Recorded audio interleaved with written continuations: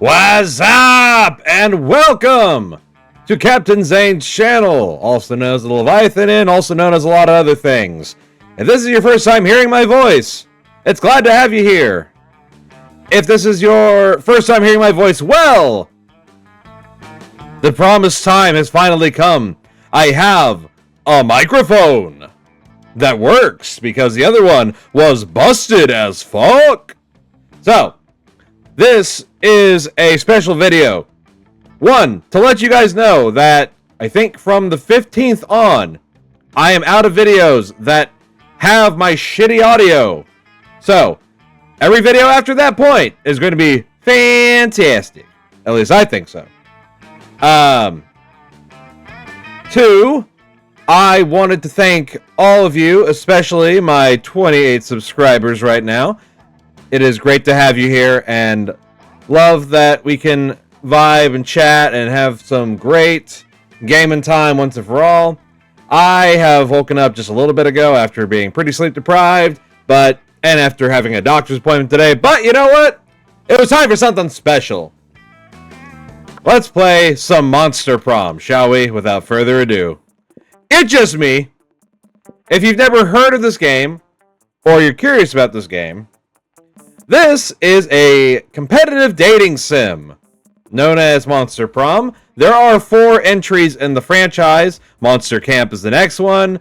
Monster Road Trip is the third one, which changes the mechanics of the game pretty significantly. And then fourth is Monster Con, which is out recently. So, the point of the game is to simulate kind of a high school experience, but all the characters are of age or older, so you don't have to worry about that part. The characters don't talk themselves. They have... it's like a visual novel, but they'll sometimes say something as they enter the screen or transition from one emotion to another. And the goal is, for this game at least, the prom is coming! The Monster Prom, if you will. And you need to find yourself a date. Or not! You could be happy by yourself, depending. And so there are 6 great candidates to pick from. And your goal is to try and woo them as the month goes on, or the weeks go on. Depending on how long you make the game, which there's a short and a long version of the game. Obviously, there's a second term, so they added some more stuff. And this one has a lot of workshop compatibility. And you'll see that a lot of people have entries on the workshop, not just because of creativity, but because there is an achievement associated with it. So you won't run out of options. Alright, so we're going to do a short game because I'm going to be doing voices for every character. Might have to take a break every now and again. And last time I did, I was wrecked for a week or two when I read every little bit of dialogue out. Alright, let's begin! Spooky high school, the sweetest years of our lives. Back then, we were young and unafraid. Sometimes reckless, sometimes brilliant, sometimes just stupid, but always willing to live life to the fullest. We were on a wild journey to discover who we really were. And I always pick the Shadow Man over here. The characters can be named their color, so yellow, red, green, blue, or they do have their own real names. For instance, I'm pretty sure this Bride of Frankenstein is Vicky, I think her name is. This Shadow Man that I always play as is Oz. I'm pretty sure the zombie is Brian, because it sounds like brain. I forget her name. I think it starts with an A. But they're all great candidates. So you pick a character, and whenever art is involved, it will try to use your character for that. At least when it comes to the classes and whatnot. So I pick Oz, but you can change the name. Yellow Oz. Can I retreat? Okay, yes. Okay, I think it's like a Nari, maybe? Amira, sorry. You can also choose your pronouns. Me, he. Let's go with... Yeah, let's just go with me. Why not? Makes sense, doesn't it? Wait, I'm in school. I need to use the proper capitalization. All right. All right. And we had yet to experience its ultimate challenge, the Monster Prom. I remember it clearly. 3 weeks were left, and as we fantasized about our dream prom dates, we were all scrambling to catch the attention of one of our 6 most charismatic classmates. Miranda Vanderbilt, 19, a sweet mermaid princess who was as cute as she was genocidal.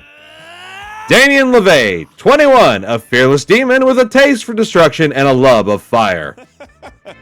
Scott Howell, 21, a werewolf athlete who compensated for his rather small brain with a stupidly huge heart.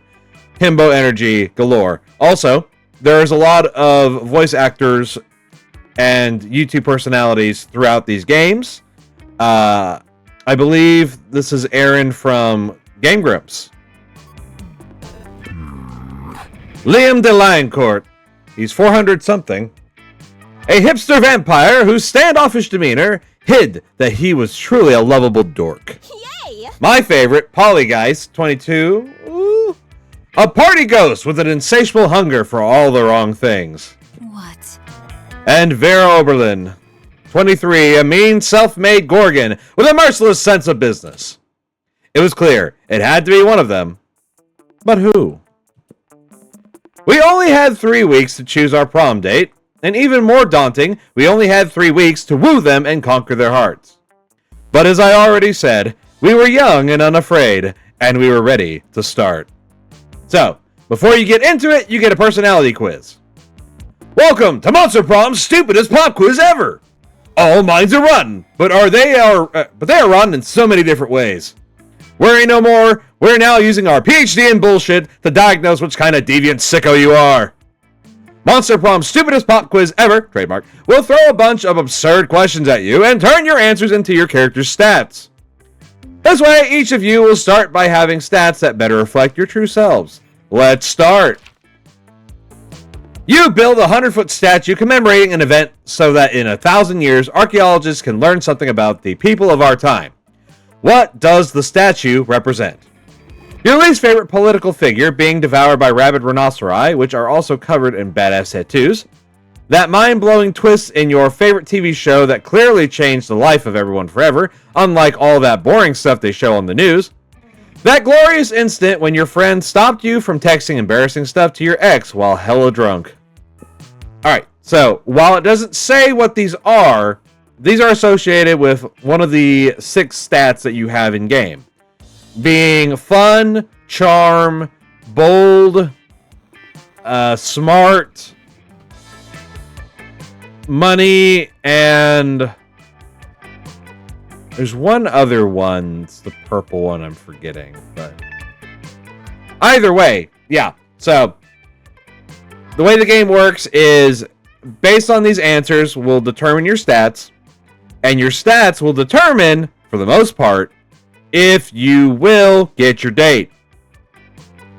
If you don't have enough of a certain stat or stats that a character wants by the end of the 3 weeks or whatever, they're going to reject you. Sorry, bro. One made it certain stuff.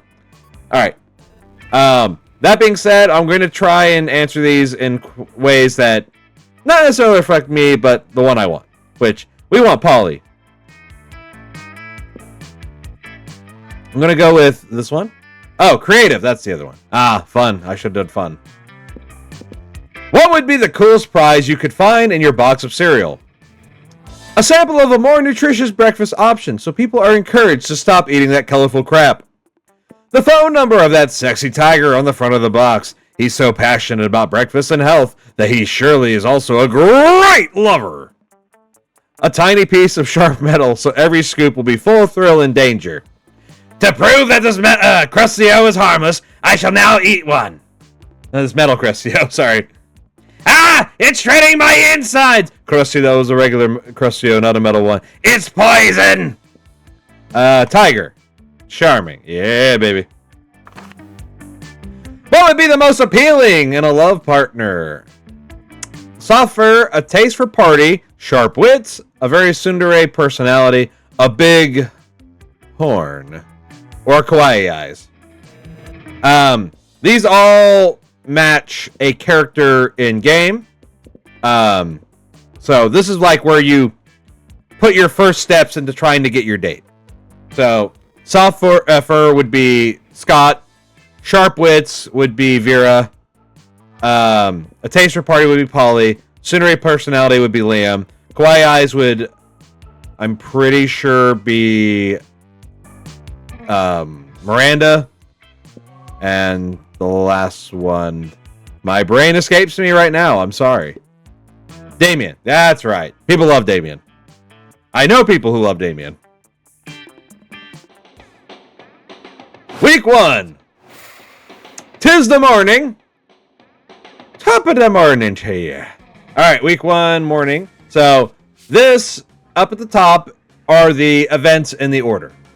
So, first we have a morning class, then we have lunch, then we have a night class, and then in between that is when a night event would happen.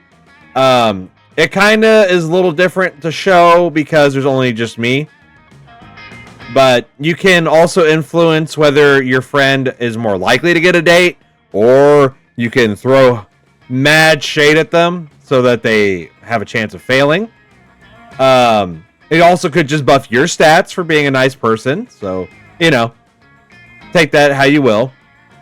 And then the new day starts, and then the last day, or the last, week, quote unquote, you got your preparatory stuff before the prom actually goes down. So we have, smarts, boldness, creativity, charm, fun, and money. So I want Polly. She's a fun girl. So I need to get fun stuff. And also boldness. I suck at boldness. But here's the thing. Oh, well, no. I don't really need boldness. I need charm. But here's the thing. The stats also matter because when you go to do a class or whatever, immediately after, there's an event. And the event will test you on your stats. So you'll be posed with 2 options, and you should pick the one that matches your stats the most, I feel. But sometimes the events will actually trigger into further events, causing a storyline, and sometimes picking the wrong answer will stop that storyline entirely. So it's a mix. You gotta know after plenty of playthroughs, and it's a quick game to play through. So, well, quick relatively. Let's go. We have the auditorium, which also, if you hover over this, it tells you what each class does. Yeah, auditorium is creativity. I think it's tab I can hold. Yeah. Going to the library, you get money. Going to class, you get smarts. Going to outdoors, you get fun. Going to the bathroom, you get boldness. And going to the gym, you get charm. That day, during recess, you start a half-hour rave that goes full crazy. You have no idea how it escalates so much. But at one point, there are like 300 people. Someone summons demons from a nightmare dimension. The consequences might distort the fabric of reality itself. But who cares? It's a rad party. You gain 2 fun. You always get 2 stats when you go to an event or class. And here comes Liam, ranting to anyone who will listen about the failings of living flesh. Lame. I have such pity for creatures that have to consume things other than blood. Grocery shopping, cooking, chewing. It's a nightmare. No wonder there are so many fad diets. People don't want to have to choose what they eat. Like, have you heard of the Matryoshka diet? You eat a tapeworm, and then you eat a bigger tapeworm to swallow that tapeworm, and so on until all of your organs are replaced by tapeworms. Cool. It's usually fatal. But the corpses do look fabulous. It's Polly! Oh man, that brings back memories. The Matryoshka diet is how I died. Spoiler, she says this is how she died a lot. I miss fad diets. I used to get up to the stupidest shenanigans just to get my hands on the latest food replacements. Hey, bros. Whoa! Are you guys talking about fad diets? Sign me up! I'll do anything that gets me more ripped! Anything! Have you heard of the Imhotep cleanse? It's where you only eat things that came from a mummy. Mummies are rare, so you get super skinny. Plus, you get to rob tombs. You've heard of the paleo diet? Now try the Jurassic diet. You can't eat anything that isn't a dinosaur. Killing a T-Rex alone will get you super buff. So, these are based on a stat, but they don't tell you which stat it is. I just have to kind of guess what's best for what I have. This one sounds like it could be smarts, and that sounds kind of like it's bold. I'm gonna go with or creative for this one. I'm gonna go with this one, Imhotep. Oh, it's fun. Oh, I'll take it. Wow, I don't know why I never thought of that. Finally, a diet that combines my love of being wicked skinny with my love of defiling sacred tombs. I don't even need to eat because I'm a ghost, but I'm still so down for this diet. And I just gained affection with Polly.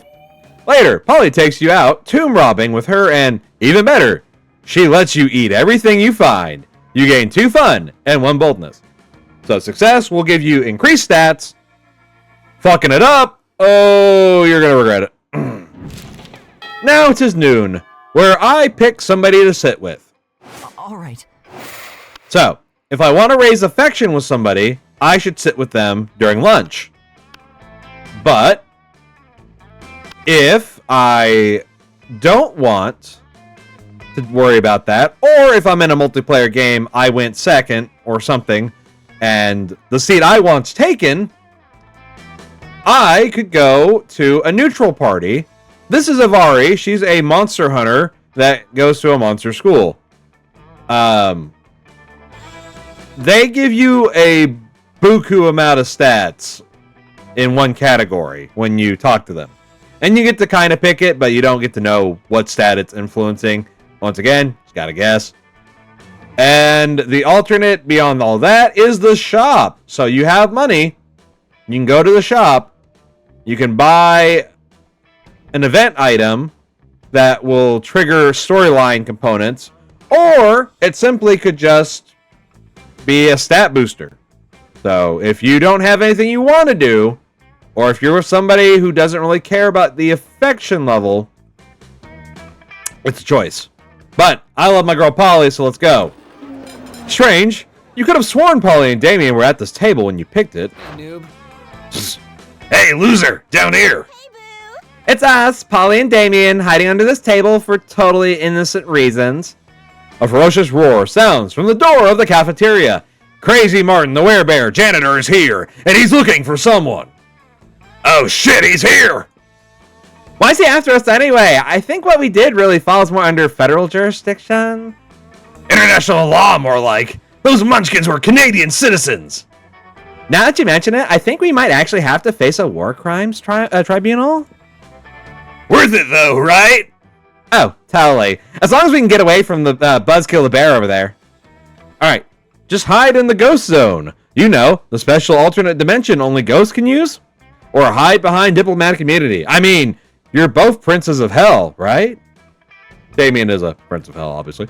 So, most of the time, they're pretty easy to determine which character would benefit the most out of this, but picking sides will up one over the other. So, I'm picking Polly, Ghost Zone. Maybe I'll take her to the Bone Zone, am I right? But I can't hide in the Ghost Zone. I'm not a ghost. I guess you should have thought of that before you spent all that time being alive, huh? Being alive isn't a choice.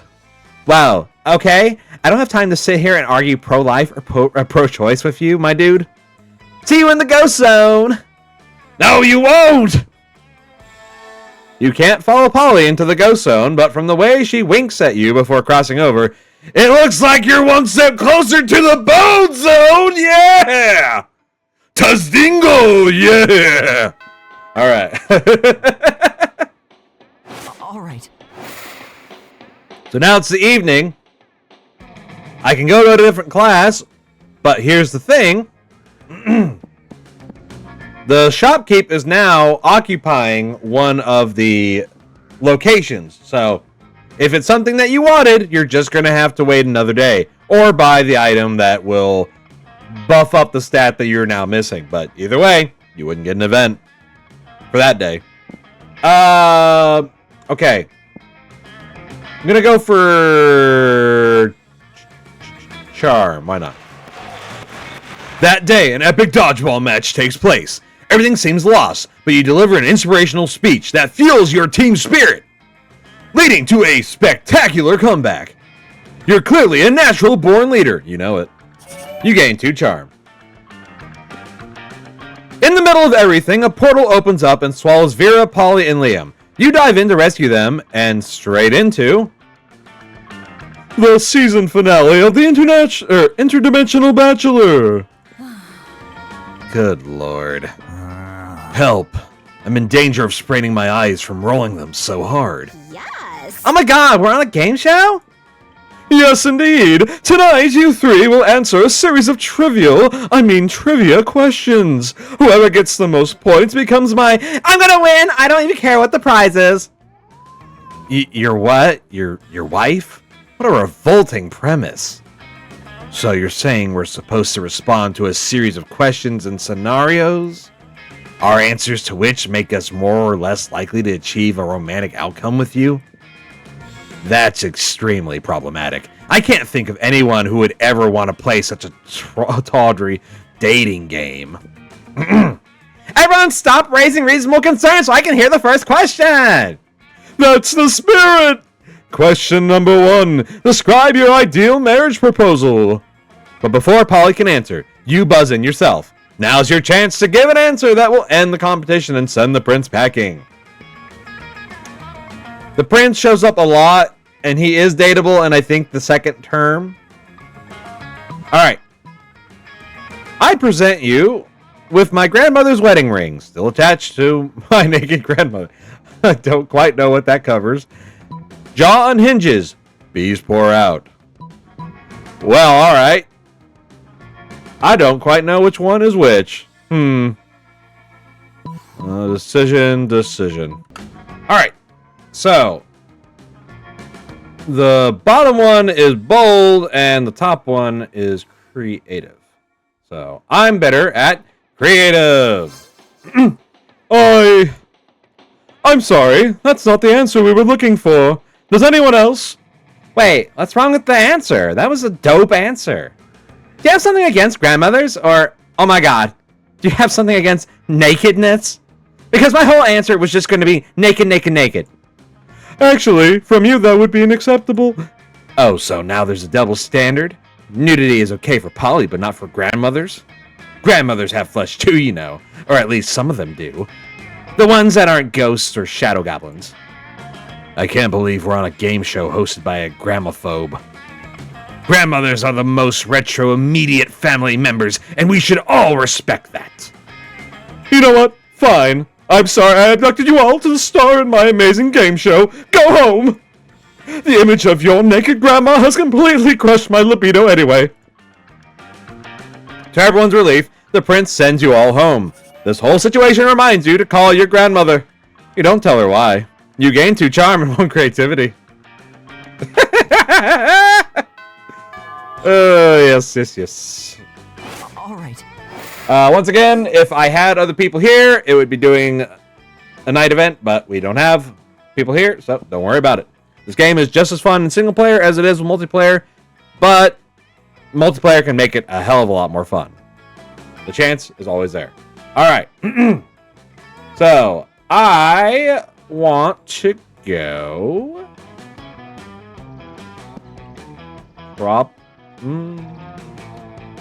My charm's great.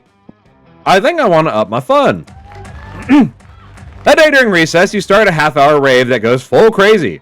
You spot Juan, the small magical Latino cat who seems a bit sad.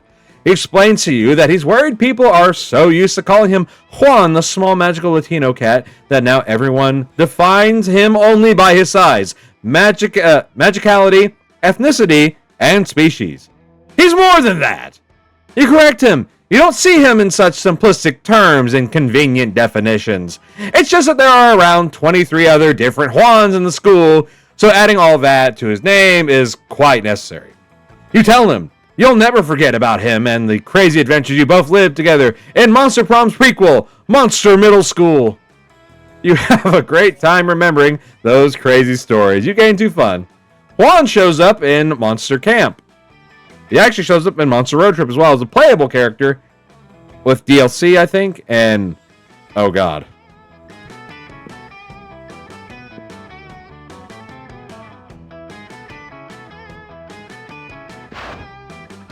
Oh, I'm sorry, I clicked off the screen too suddenly.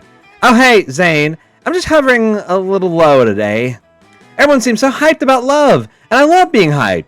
But I'm not really sure how this love thing works, you know? I thought I was in love once. I met a beautiful girl at a party and felt this strange magic. My temperature rose. I felt even floatier than usual. Everything was so bright and beautiful. I was ecstatic. Why do I feel like it's an air balloon? Oh, okay.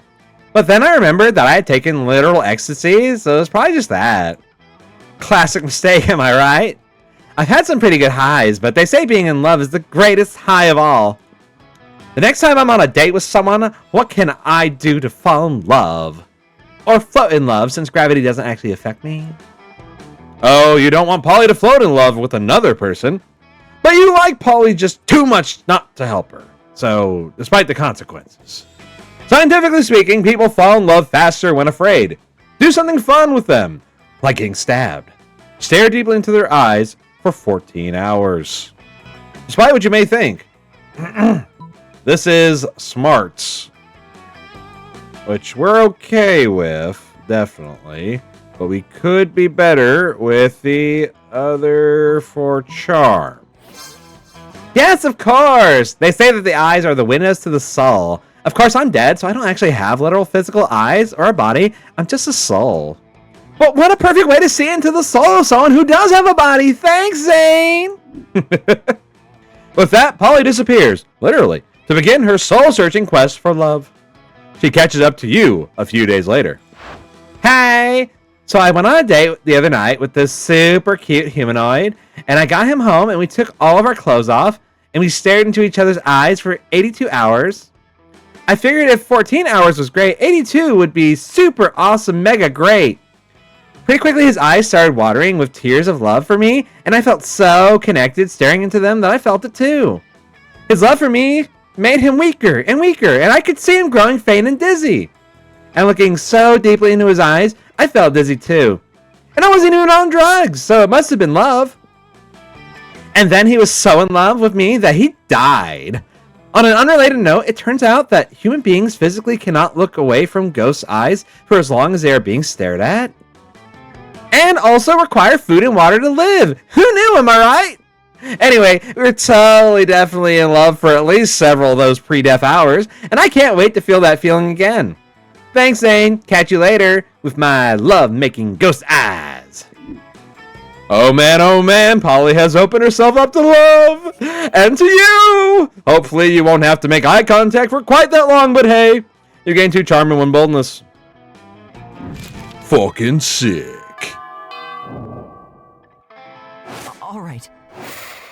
Alright. Well, we gotta go for Polly. If you're wondering who my second pick is, it's Miranda. She is hilarious. You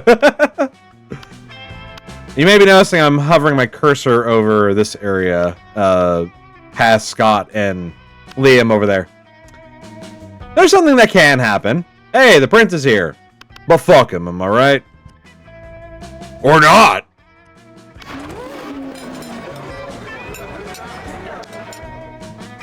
Alright, I'm trying to comprehend your request.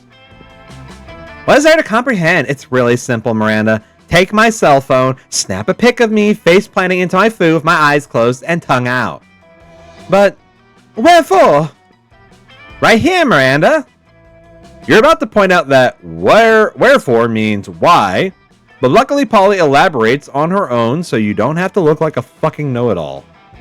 It's a new meme, Miranda. Like planking or dabbing. It's called food poisoning. And it's dope as fuck. Don't you have cool trends in your kingdom? I suppose we do. Oh, we have a fun trend called Revere Your Rulers. It's where you show nothing but the utmost devotion for the royal family. If you're good at it, you get a lot of likes on social media and also not executed. Do you ever listen to yourself when you speak? I bet you know some pretty cool trends, don't you, Zane? Heck yeah, you do. Don't you? I surely do. It's entitled Silverware Rare, and it's where you take your most expensive cutlery and dress it in very fancy tiny outfits. Guess who that's about? Yup, it's called dying. Take a second guess on who's that about. Yes! Dying is my fucking fave. I mean, listen, the first time I did it, I was like, okay, now I don't get to be alive anymore. But then when all the cool ghost stuff kicked in, I was like, oh my god, dying is awesome. Everyone should die. I'm not sure I would be into this dying trend, but I do know that Daddy's Reign helps many peasants achieve this meme. So it's nice to know they are becoming super popular on social media in the process. Remind me to not ever hang out with Miranda's Kingdom on break. But hey, Zane, maybe you and I could hang out and do some dying together. Yay! Maybe? Yeah, yay. Smash? Smash. All right. Ooh, it's nighttime. I think we're going to go to fun. Oh no, you've taken over the place. Well, it's not a bad idea to have every stat at least to 6, but I would rather do creativity. Plus, I love his outfit. Little Dantarian guy.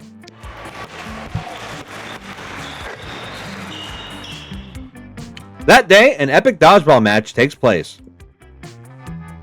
At one point, you're about to be eliminated by a player from the other team. But suddenly, you convince him not to throw the ball at you with a heartfelt speech about the importance of everyone's lives.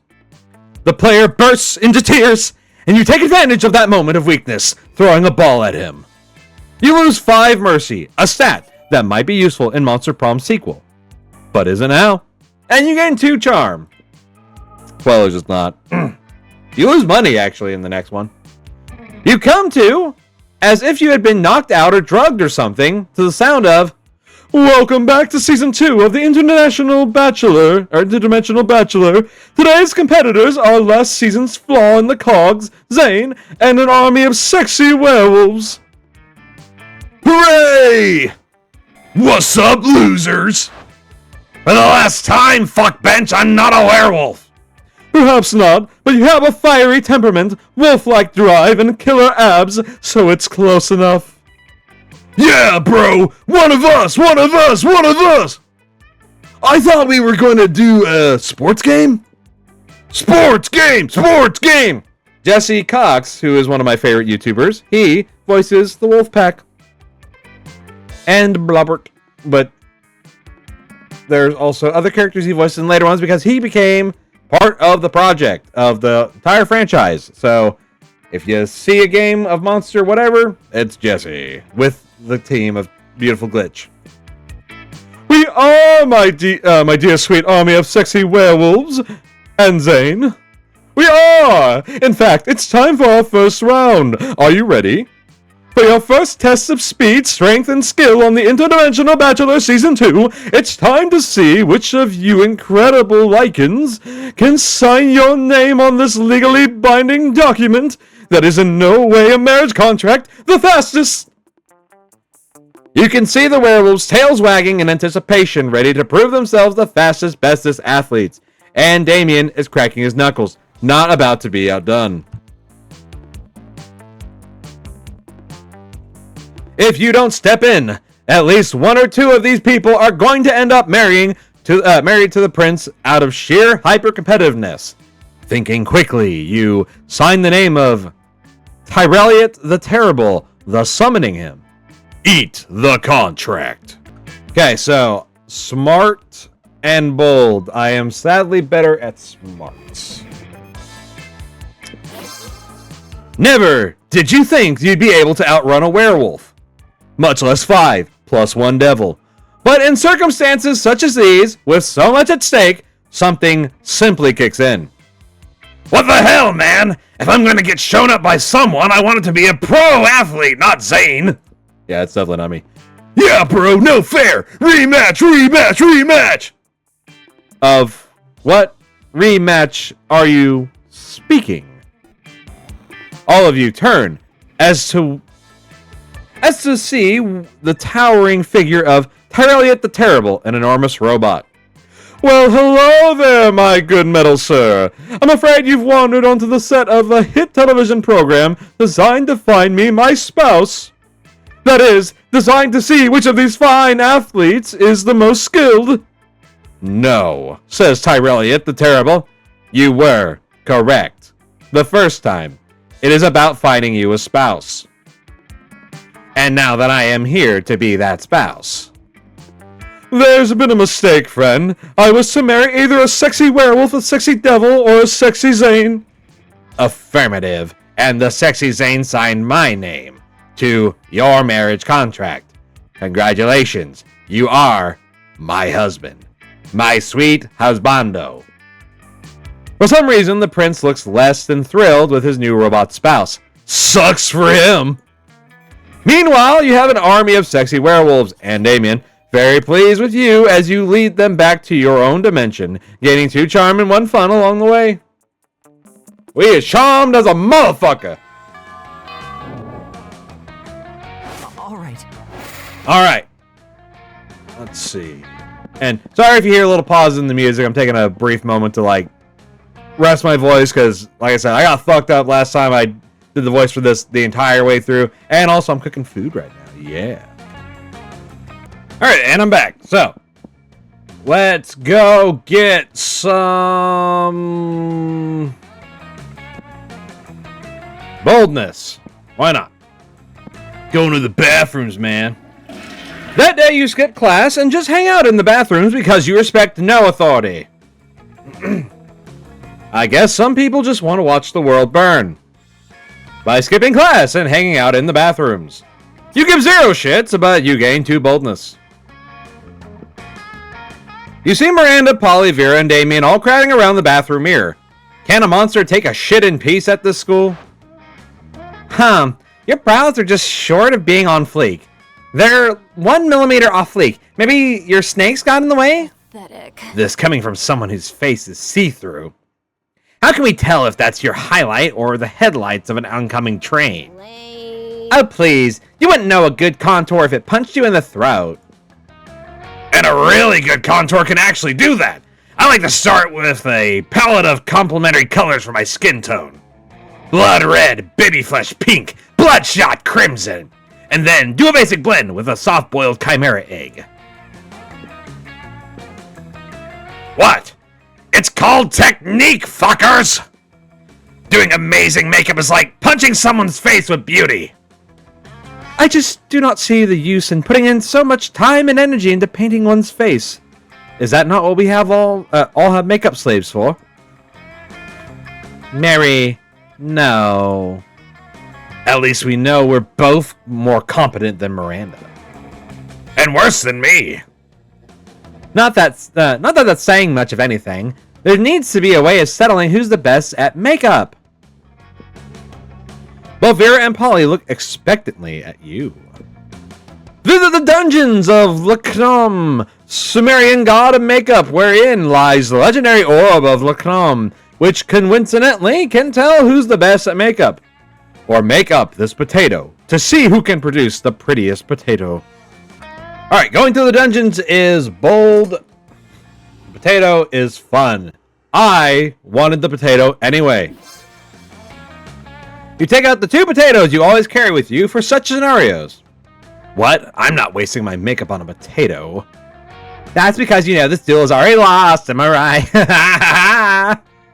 Fuck it, my potato will kick your potato's ass to the moon, Polly. There are the 2 of them engage in an all-out makeup battle. Soon, both of them finish. Vera, your potato is gorge! What a hot potato, girl! I have to admit, your potato is beautiful too, Polly. Is it normal to feel like fucking a potato? Who cares now? The important thing is, I'm sorry for doubting your makeup skills. Me too, girl. Look at them. They could start a career in modeling. They could indeed, and all thanks to Zane. It would be me that would reunite the potatoes. They both leave, mesmerized by their new potatoes, and maybe by your wisdom too. You gain 2 smarts and 1 creativity, and several days later, you spot the potatoes in Vogue magazine. Fantastic.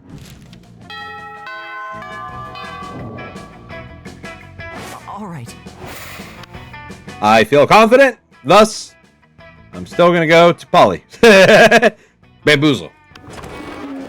You arrive at your chosen table to find Damien dejectedly hefting a ball of mashed potatoes, while Polly sadly passes her hand through the same.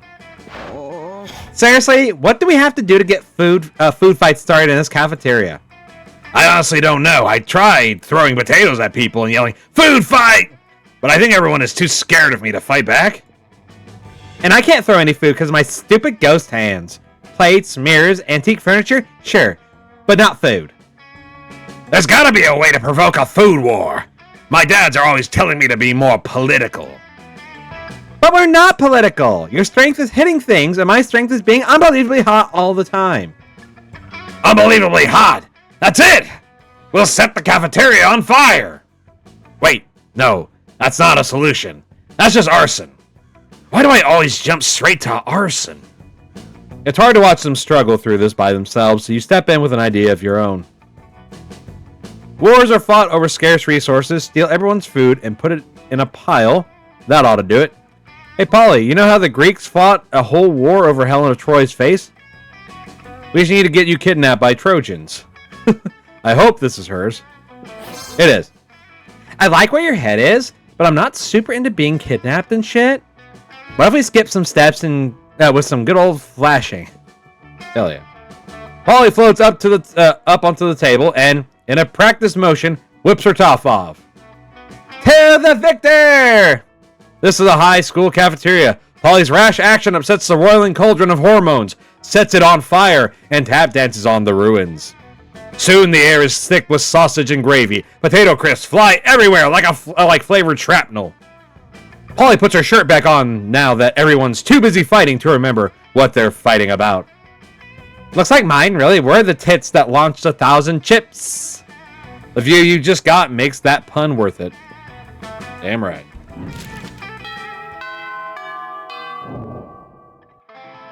All right. All right, well, we can be more fun, and so thus we shall. That day during recess, you start a half-hour rave that goes full crazy. You're casually chatting with Juan, the small magical Latino cat. You start telling him that hilarious story of what happened last summer at Monster Camp. Oh. You know which one. The one involving the beehive, the blow-up doll of the president, the penguin mask, and the mystery of the Goblin King. Slowly, lots of people start joining you to hear the story. By the time you say where the Goblin King was, 100 people or so burst into hysterical laughter. You turn on a mobile app that captures all the laughter and turns it into fun. Oh my god, did you hear? They finally invented a tattoo gun that works on ghosts. I'm totally gonna get one as soon as school lets out.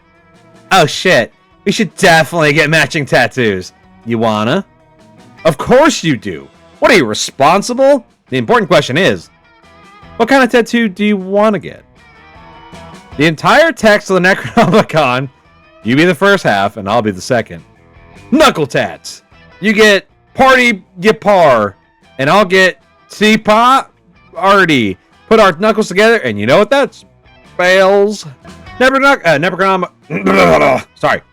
Necronomicon is smart, and knuckle tats are fun. You can tell where we're going. Plus, I'd probably pick that one anyway. Sex! You look blankly at Polly. What? That's what it spells, right? I mean, I could be wrong. Whenever I see a group of letters, I always assume it either spells sex or LSD. And knuckle tattoo is obviously longer than 3 letters, so sex it is. You start to explain that sex is the same length as LSD, but Polly presses a finger to your lips. Shh, my little dumplet. If you play your cards right, I'll show you just how long sex can really be. She does show you. It turns out it can be as long as you want if you just keep adding X to the end. You get 2 fun and 1 creativity.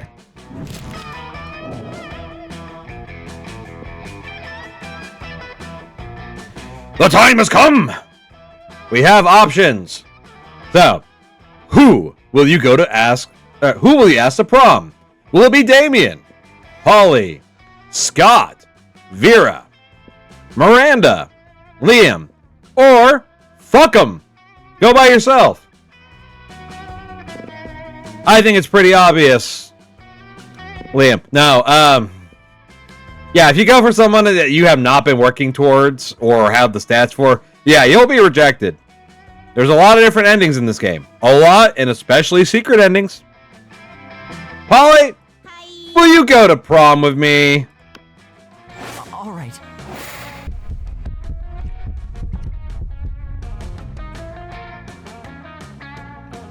You finally pluck up your courage and ask your beloved to go to Monster Prom with you.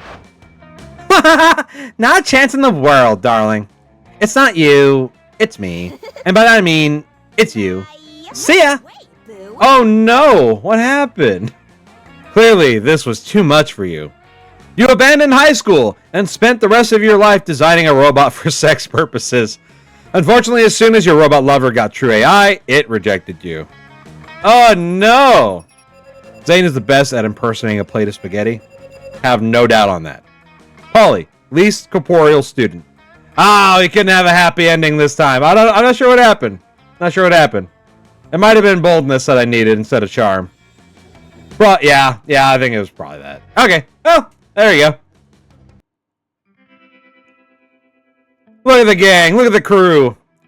Those 3 weeks were maybe the most epic and absurd weeks of our lives. After the Monster Prom, we kept on living our lives, falling in love, battling for friendship, and learning about who we were and who we could be. And you know what? Like it always does, life happened, and it was wonderful. Polly took a summer job as the ghost of Christmas present. She spent most of her time partying. There was almost no work because, you know, it was summer. Vera realized she was a character in a video game, which infuriated her. She spent her life making connections and building power because she's not a part of the game. She plays the game. So be careful. Maybe now she's the one pulling your strings. Damien became an interior designer specializing in torture machines. Last month, Vogue magazine called his products the refined marriage between macabre and chic. For those 3 weeks, the Monster Prom seemed larger than life, and then it was gone, just like that. The battle for Monster Prom might have ended then, but there were plenty of battles left in that war called youth. But once again, we were young and unafraid, and we were ready to start. Woohoo!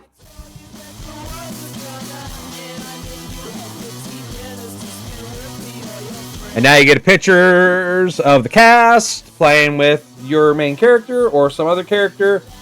Some concept art characters that aren't in the game. Jesse! And ones that represent some cast members, obviously. Oh, yeah. Such a good game. Always a fun time. Great party game. It can be played local. It can be played online. So really, have fun, guys. Yeah, just enjoy the Monster Prom if you get the chance. Oh yeah, Octopimp. Yeah, he plays Liam and Oz. You saw that right. Curtis Arnott, also known as Takahata 101, plays the coach in this.